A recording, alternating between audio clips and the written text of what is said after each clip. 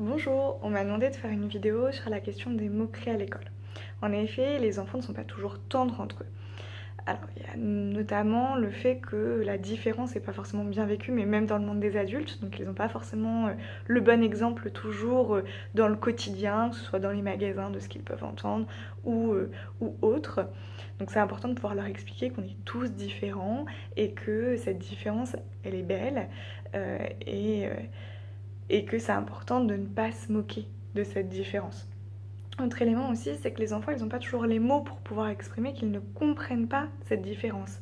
Si par exemple un camarade a des difficultés à parler, eh bien, ils vont plutôt avoir tendance à utiliser des termes un peu génériques comme il est bizarre, il sait même pas faire, ou voilà, des choses un peu comme ça, alors qu'en réalité, ce qu'ils aimeraient exprimer, c'est que ils n'arrivent pas à comprendre leurs camarades et que ça les embête et qu'ils ne savent pas trop comment faire avec ça. Et ils ont du mal à comprendre pourquoi est-ce qu'il y a cette différence entre leurs camarades et le reste de la classe. Donc c'est très important de pouvoir en parler avec eux. Pour ça, c'est important d'en parler à la maison, mais aussi à l'école. De pouvoir expliquer qu'on est tous différents et que la différence, c'est plutôt quelque chose de joli.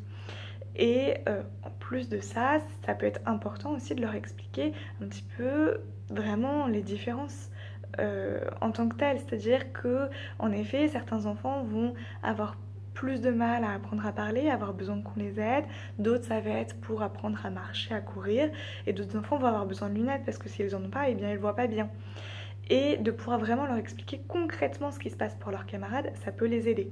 Alors pour les plus petits, c'est en leur expliquant avec des mots comme ça, on peut s'aider de petits livres ou de choses comme ça. Pour les plus grands, eh bien, on peut discuter. Les enfants qui vivent cette différence, par exemple des enfants avec une dyslexie, parfois apprécient beaucoup de pouvoir expliquer à leurs camarades pourquoi est-ce que c'est plus compliqué pour eux, ce que ça signifie pour eux, le fait que ça les fatigue.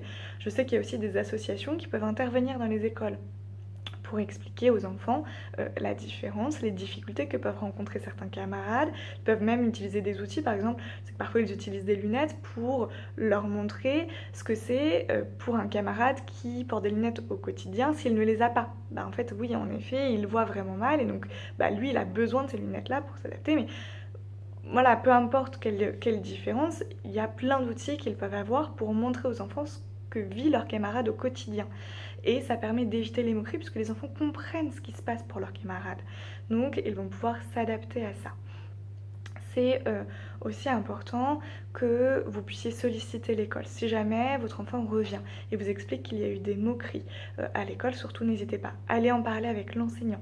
C'est à l'enseignant de reprendre et de retravailler la question, sans forcément viser un élève, mais de reprendre avec la classe. Comment est-ce qu'on fait pour bien vivre ensemble ? Si jamais ça perdure dans le temps, vous pouvez aussi demander ce qu'on appelle une réunion d'équipe éducative. C'est en fait une façon de réunir tous les acteurs de l'éducation de l'enfant. C'est-à-dire les parents, l'enseignant, le chef d'établissement, éventuellement d'autres personnes dans l'école qui sont importants dans l'éducation de l'enfant. Et donc là, vous en reparlez et vous trouvez des solutions ensemble parce que c'est important d'agir, c'est important que ça ne se reproduise pas. Si jamais ça perdure dans le temps, encore une fois, eh bien vous pouvez aussi solliciter le ou la psychologue qui intervient dans l'établissement. Très généralement, il y a quelqu'un. Ou si ce n'est pas le cas, vous pouvez solliciter quelqu'un de l'extérieur qui pourra aussi communiquer avec l'école pour chercher des solutions ensemble pour pas que ça se reproduise. En tout cas, ne restez pas comme ça. Parlez-en, c'est très important et ça va vraiment aider votre enfant. Il y a plein de choses qui peuvent être faites pour pouvoir l'aider. Merci.